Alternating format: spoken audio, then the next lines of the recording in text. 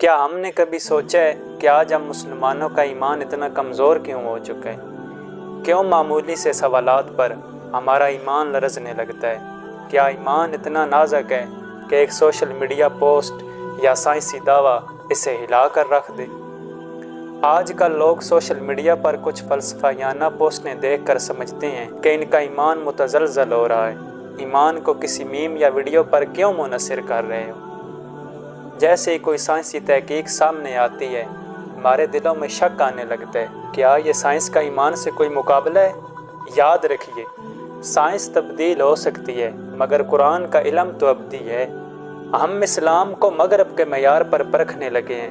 کیا ہم بھول گئے ہیں کہ ہمارا دین مکمل ضابطۂ حیات ہے؟ کیا ہم نے کبھی قرآن کو سمجھنے کی کوشش کی؟ قرآن برکت کے لیے نہیں، زندگی کے لیے اتارا گیا۔ جب کوئی اعتراض آتا ہے تو ہم بھاگ جاتے ہیں۔ کیا ہم نے اپنے ایمان کی بنیادوں کو خود سے مضبوط کیا ہے؟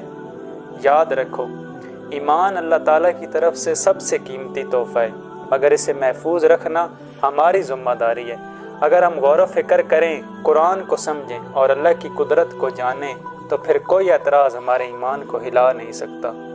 اللہ تعالیٰ فرماتا ہے، یا حسرتاً علی العباد، افسوس ہے ان بندوں پر جن کو میں نے بے شمار نعمتیں عطا کی، لیکن وہ بندے پھر بھی مجھے بھول بیٹھے۔ اللہ اکبر۔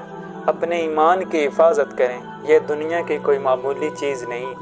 دعا ہے اللہ کریم سمجھ کی توفیق عطا فرمائے۔